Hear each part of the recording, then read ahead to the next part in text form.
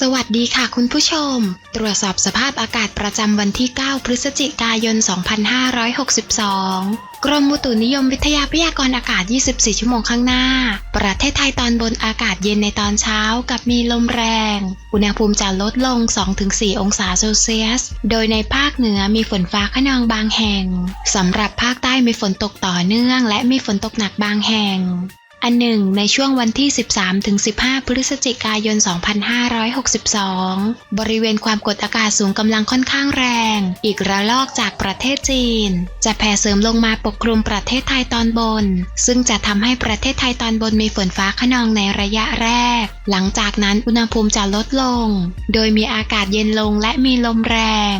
สำหรับพายุระดับ 5 ใต้ฝุ่นนากรีบริเวณทะเลจีนใต้ตอนกลางกำลังเคลื่อนตัวทางตะวันตกด้วยความเร็ว 15 กิโลเมตรต่อชั่วโมงคาดว่าจะเคลื่อนเข้าใกล้ชายฝั่งประเทศเวียดนามตอนกลางในช่วงวันที่ 10-11 พฤศจิกายน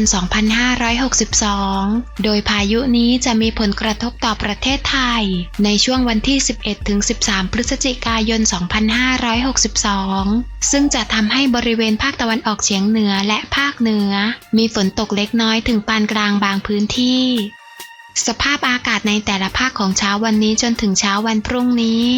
ภาคเหนืออุณหภูมิจะลดลง 1-3 องศาเซลเซียสอากาศเย็นในตอนเช้ากับมีลมแรงโดยมีฝนเล็กน้อยบางแห่งอุณหภูมิต่ำสุด 19-21 องศาเซลเซียสอุณหภูมิสูงสุด 29-34 องศาเซลเซียสบริเวณยอดดอยอากาศหนาวอุณหภูมิต่ำสุด 8-12 องศาเซลเซียสลมตะวันออกเฉียงเหนือความเร็ว 15-30 กิโลเมตรต่อชั่วโมงภาคตะวันออกเฉียงเหนืออุณหภูมิจะลดลง 2-3 องศาเซลเซียสอากาศเย็นในตอนเช้ากับมีลมแรงอุณหภูมิต่ำสุด 17-20 องศาเซลเซียสอุณหภูมิสูงสุด 31-33 องศาเซลเซียสบริเวณยอดภูอากาศหนาวอุณหภูมิต่ำสุด 10-13 องศาเซลเซียสลมตะวันออกเฉียงเหนือความเร็ว 15-30 กิโลเมตรต่อชั่วโมงภาคกลางอุณหภูมิจะลดลง 1-2 องศาเซลเซียสกับมีลมแรงตอนบนของภาคมีอากาศเย็นในตอนเช้าอุณหภูมิต่ำสุด 21-23 องศาเซลเซียสอุณหภูมิสูงสุด 33-34 องศาเซลเซียสลมตะวันออกเฉียงเหนือความเร็ว 15-25 กิโลเมตรต่อชั่วโมงภาคตะวันออกมีเมฆบางส่วนกับมีลมแรงอุณหภูมิจะลดลง 1-2 องศาเซลเซียสอุณหภูมิต่ำสุด 21-24 องศาเซลเซียสอุณหภูมิสูงสุด 33-34 องศาเซลเซียสลมตะวันออกเฉียงเหนือความเร็ว 15-30 กิโลเมตรต่อชั่วโมงทะเลมีคลื่นสูงประมาณ 1 เมตรห่างฝั่งคลื่นสูงมากกว่า 1 เมตรภาคใต้ฝั่งตะวันออกมีเมฆมากกับมีฝนฟ้าคะนอง60%ของพื้นที่และมีฝนตกหนักบางแห่ง